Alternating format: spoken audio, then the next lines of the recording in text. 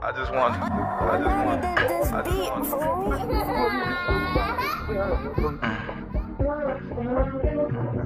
want. Watch them niggas you hanging around, man. They don't mean you no good. Yeah.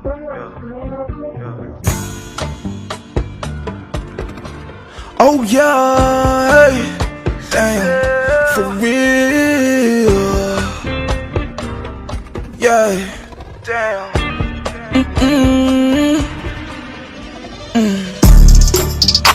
See, everything's in full when we're getting paid. Been trapping all week, ain't ate for days. Salutations and greetings to all. I'm your host, $1 Billion Ambition, and this is the first episode of the My L.I.F.E. Lessons Instilled from Experience series. This series is based on people who come from negative circumstances and environments and make a transition into the evolvement of spiritual minds and motives. Well, greetings and blessings to all. I want to welcome y'all to the first episode of the My Life series. This series is stories based from people from across the world who turn a negative to a positive. I'm your host, $1 Billion Ambition, and that's BDA like Bermuda. Today, I have a special guest, a living legend. Introduce yourself to the people, my brother. Hey yo, what's good? It's the artist formerly known as Blaze. I go by Blaylock Exsel now. You know what I'm saying? Lock gang, no shirt to label, two turn the gang, little shirt gang. That's how we giving it up, yo. All right. So let the people know where they can find your music. You can find my music on YouTube. I've been gone for 10.5 years, so I'm not too savvy. I'm not really too computer savvy about platforms and whatnot. You know what I'm saying? I'm actually looking for a manager. You know what I mean? Trying to build a team around me, like-minded individuals who gonna get this money. You feel me? And this interview right here gonna help produce that, my brother. You already know. Right. So your history is your soul's journey. So with that being said, so where does your story start? Where were you born? Well, I'm originally born and raised in Greensboro, North Carolina, where I'm at now. Exactly. You know what I'm saying? On what side of town and what area of the city? Well, I grew up on the north side of town. North side of Greensboro, Phillips Avenue area, Claremont, 2200. All right. So tell us about your parents. All right, well, my parents, let's see. Father was never around, never got a chance to meet him, never knew who he was. My mother, she actually passed away when I was 7 years old. She had breast cancer, you know what I'm saying? God bless her. So, feel me? She passed away when I was 7. So I end up having to live with my grandparents. But my mother actually taught me a lot of things before she passed away, like how to be independent, you know what I'm saying? At the time, she was pregnant, just had my little brother or whatever. She had a choice whether to have my little brother and, you know what I'm saying, die from the cancer or treat the cancer and get an abortion and treat the cancer, you feel me? So she chose life over death, really, you feel me? And deep situation. You know what I'm saying? Right. So I grew up in my grandparents' home or whatever. And but my mother taught me a lot. And she used to leave me to do things by myself. You know what I'm saying? Would say stuff like, yo, I'm not always gonna be here, you know what I mean? For you. So that really helped mold me and shape me to who I am today. Like I don't really, it's a gift and a curse, man. You know what I'm saying? Because you got some genuine people out there who want to help you, but by me so used to doing everything on my own, it's like I understand exactly what you're saying. I don't look for it. You know what I'm saying? If it come, it come. But I'm not asking for no handouts. You feel me? Right. What type of work did your grandparents do? Well, my grandfather, he did custodial work for a while. You know what I'm saying? Cleaned up Page High School, the high school I actually went to. You know what I'm saying? My grandparents is old fashioned, man. They like right now they like 80, 90 years old or something. You know what I'm saying? They've been married for 75 years. You And feel me? that's strong right So there. right, you know what I'm saying? So they based on old fashioned tradition Right, where the man goes out and work, you know what I'm saying? right, And the wife is a homemaker, you feel me? right. So my grandfather worked, my grandmother was a homemaker, you know what I mean? Exactly. So you got into it a little bit, but do you have any siblings? Yeah, I got two brothers. I got a big brother, Red Gold. You know what I'm saying? He out there on the music scene right now. You Shout feel out me? to Like that's him. really like my role model with this music shit, man. I love that guy. You know what I'm saying? Definitely. He Salute. introduced me to music at an early age. You feel me? Salute. And I got a little brother. You know what I'm saying? His name Jordan. Everybody in the city might know him as Hair Jordan. Right. Best Salute cut to in the him. city. You feel me? Exactly. Back. Yeah. All right. So what elementary did you attend? Well, I went to a couple of elementary schools. First, I went to Jones Elementary because I had stayed on the south side when my mother was alive.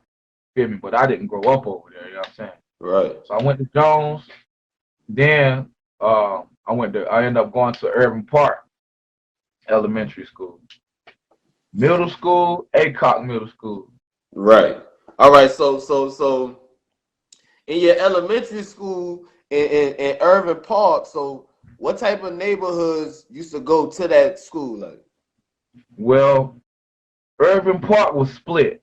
You know what I'm saying? Because of by it being, feel me, close to the north side. That's where the north side kids went to. Everybody from Claremont, you know what I'm saying? Everybody from Woodbriar. You feel me? For the most part, we went to Irving Park. Okay. So then now you got your suburban white kids, you know what I'm saying? That from neighborhoods like Lake Jeanette, um, you know what I'm saying? Like those parts of the north side. So right. it was like a mixed crowd of kids, you know what I'm saying? Right. Um, Impoverished and impoverished, like, you know what I mean? Right. Kids who had it, kids who didn't have it, you know what I'm saying? So it was kind of like a mixed type of thing Yeah, in mixed my in. middle school. All right, so let me ask you this. Do you remember what year did we meet? What year, what? What year did me and you meet? Me and you probably met maybe like, I want to say 2000, 2001. All I know right. I was in middle school. All right. All right. So I might have so been, this might have been 99, for real, 98. Because we 98. were still watching big wrestling. Right. So, you know what I mean? I want to say it was late 90s, early 2000s. All right. Long time ago. Right. Oh, So over 20, though. Over 20 years. over 20. So all right. So around during that time, during that late 90s era, what was going on in the neighborhood around that time? Well, in our neighborhood, It's in the late 90s. yeah, in the late 90s, in our neighborhood, okay, well, let me give you a little brief history. Greensboro was really not too much gangs. You know what I'm saying? They banged sides. You Right. feel me? They had cliques. You know Right. what I'm saying? You had the Junkyard Dogs. You had the Wu-Tang Clan. You Right. know what The I'm saying? Wu-Tang. You had the Baby Wu. You Right. had the NSBGs, the NSGBs. You know And what I'm saying? SDG facts. Yeah. So, you feel me? Then, but the gangs that was in Greensboro was all Crip and folk. You know what I'm saying? Right. So In right the around early this time, 90s. yeah. So right around this time, blood started coming into play in Greensboro.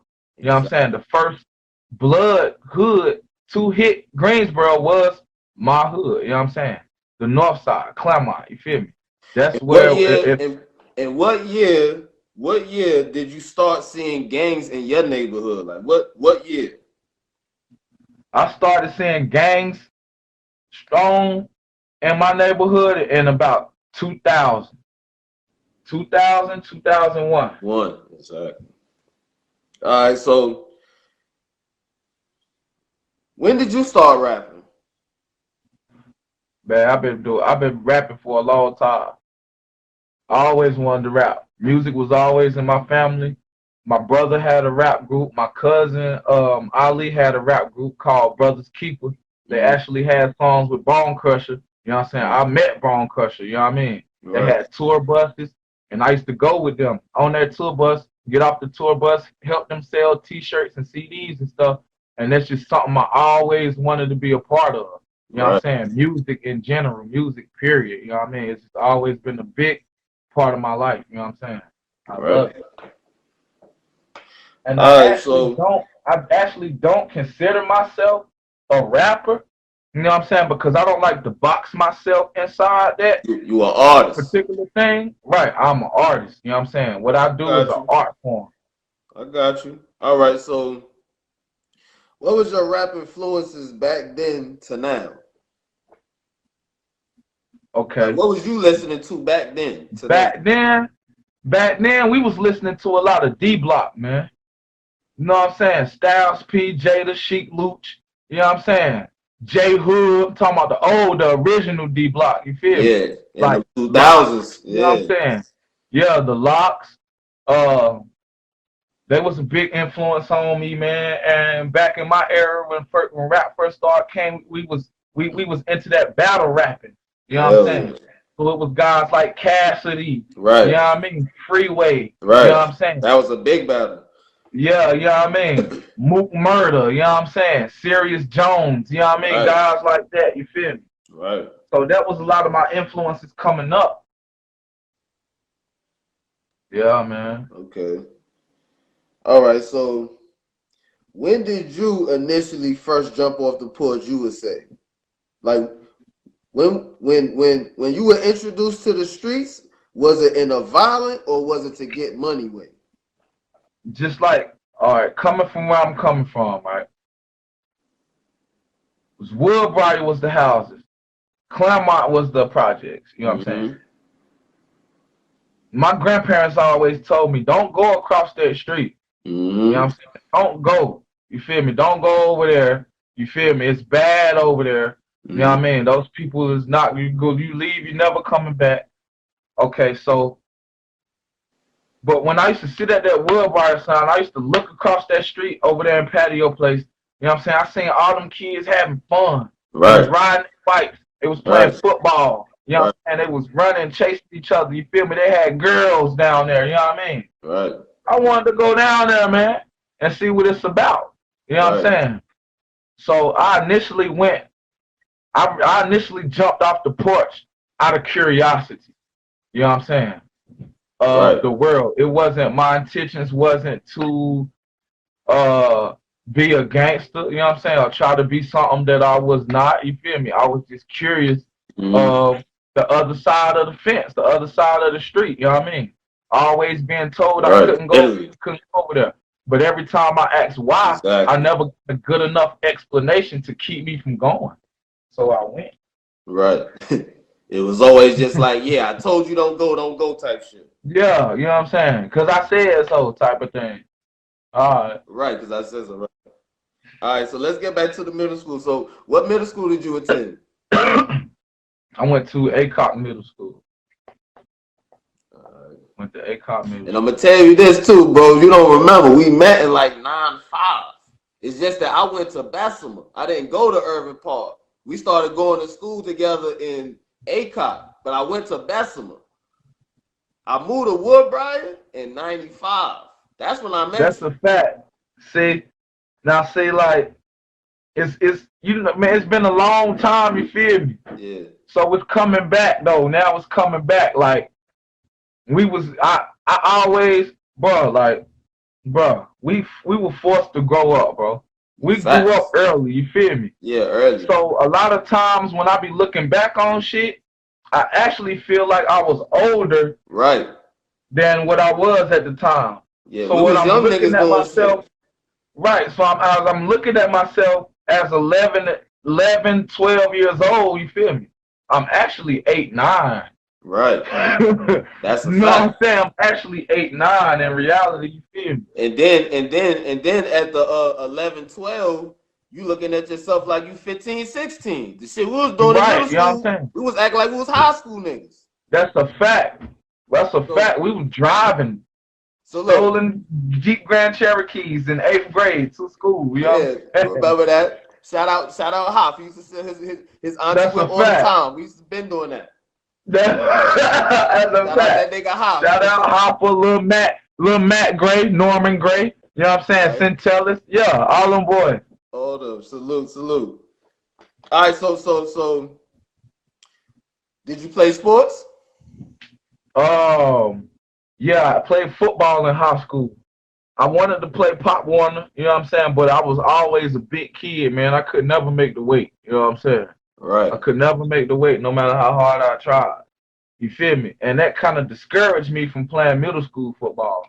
Right. You know what I'm saying? But then when I was out of middle school and I was having a conversation with my older brother because he played football, you know what I'm saying? Right. So he was just like, yo, boom, you feel me? Instilled it in me. Then we start training, we start working out. Right. Start getting me right, you know what I'm saying? So I remember football. when you used to be playing football at ACOC and all that. I remember when y'all had it was just part of the training session where if something happened to a nigga, he got to get in the middle of the circle. Y'all tearing his ass up. Yeah, I the used to bull never hear ring. about them stories. That's the bull ring. Right, the bull ring, yeah. I remember about that shit. All right, so take us into your high school years. Like, what high school did you attend? What was going on during that time? What was I went to Page High School. Actually, my grandmother kicked me out the house when I was like 12, 13 years old. You know what I'm saying? What year was that when you first went to Page? This was 2004. 2005, 2004. You know what I'm saying? Yeah, like 05, the end, yeah, 05, 04. Right. And I was actually, by this time, I'm full-fledged thugging in the hood now because my grandma done kicked me out. You feel me? And these homies done took me in, you know what I mean?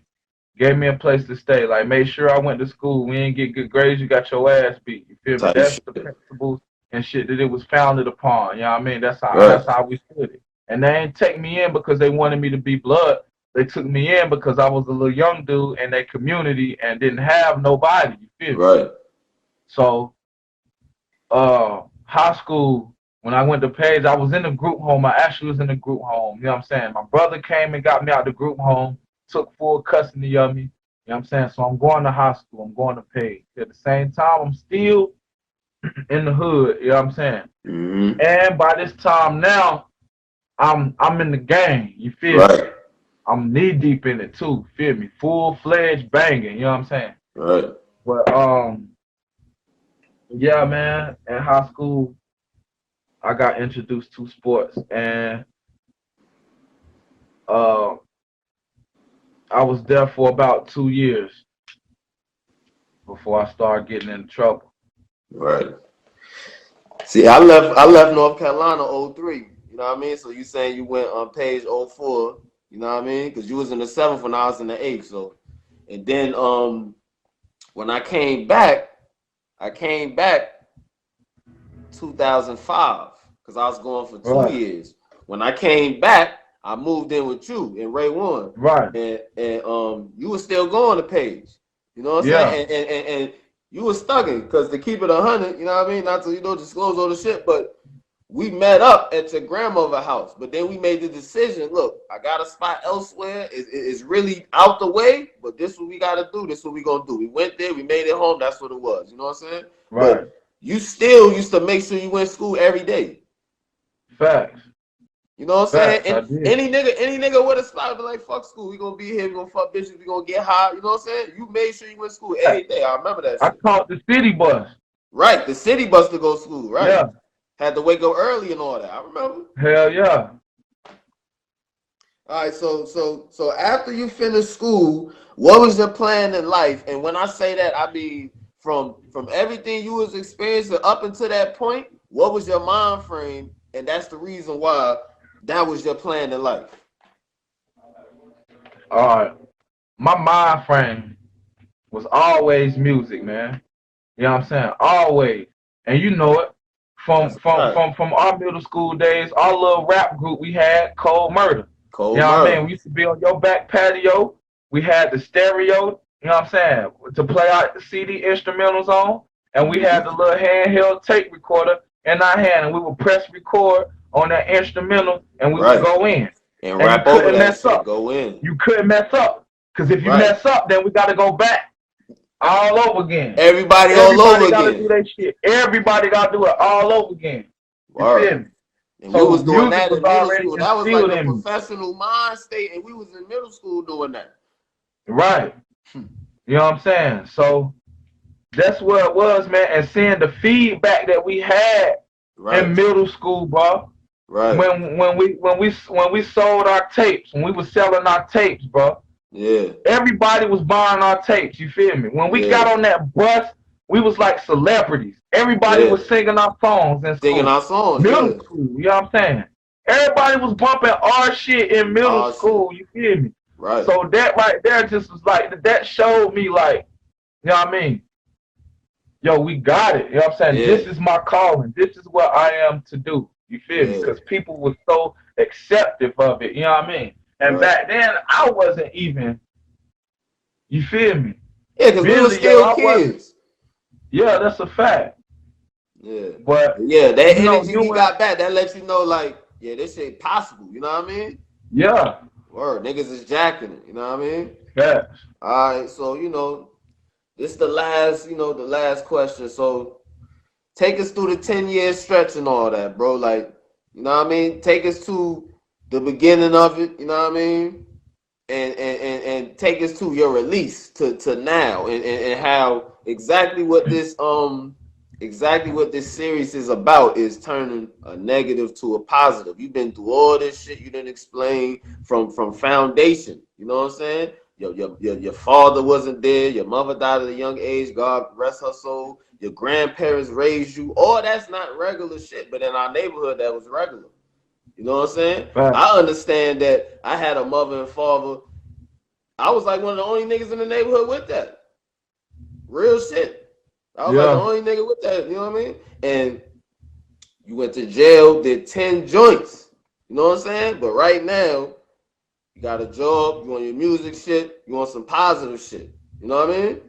Right. So yeah, take us through the 10-year stretch, bro. All right. Well, first and foremost, I was charged with murder. You know what I'm saying? Initially charged with murder in the first degree, felony murder, because when two or more parties enter somewhere with felonious intentions, and somebody gets killed in the process, that's called felony murder. Okay, my co-D killed somebody. Right. I didn't kill nobody, but my co-D, you know what I'm saying, killed this man because the spot that we was trapping out of got robbed, you know what I'm saying? So, make a long story short, bro found out who did the shit, and my initial thought was that we was going to have a conversation. But when we got there, all hell broke loose, you know what I'm saying? Mans tried to take the gun from my co-defendant. My co-D pushed him against the wall. You know what I'm saying? Knocked his fucking noodles off. Right. We go on the run to Miami. You know what I'm saying? We get caught. We go through the interview. You feel me? I don't tell them shit. You know what I mean? I keep my lips tight. They were so mad about this shit. You feel me? I'm supposed to get accessory after the fact. I don't have no type of felony record, but this is North Carolina we talking about. You feel me? Oh, you don't want to tell that shit?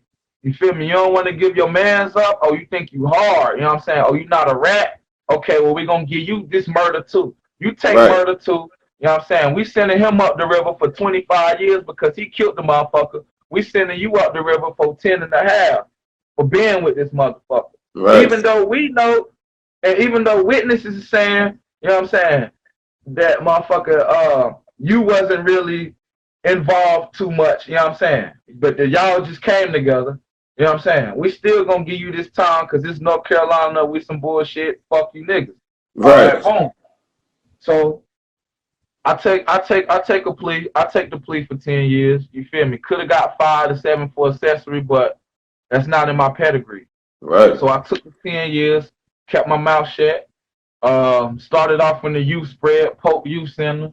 You feel me? It was wild there because they don't give a fuck how big you is. I'm a big ass dude, but they don't care. Them little niggas don't give a fuck.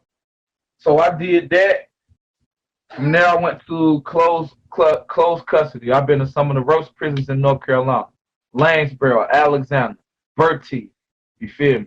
So it was really a wild ride, man. And honestly, I didn't really have nobody looking out for me like that. You know what I'm saying? Nobody was putting money on my books. You know what I'm saying? Nobody was coming to see me, really. And it angered me. You feel me? It angered me. So those first years I was turned up. You know what I'm saying? But then when I started studying and gaining knowledge of self and knowledge of everything while I was in there, you know what I mean? I came to the realization that, like, nobody's obligated to do anything for me. You know what I'm saying? Then I had to realize, like, what we going on out here. Everybody had their own little situations. You know what I'm saying? Times is hard as fucked up where we come from. You feel me? Our peoples ain't really got bread like that. You know what I'm saying? Our peoples ain't really got cars and shit, so they can't really come all the time and send money all the time. Right. So once I started realizing that, then my time got a little bit easier. You feel me? And I start, you know what I'm saying, just being able to provide for myself the best way I could in there, man. But my main thing was that I always thought like this. They took everything from me. They stripped me down to the floor, butt naked. You feel me?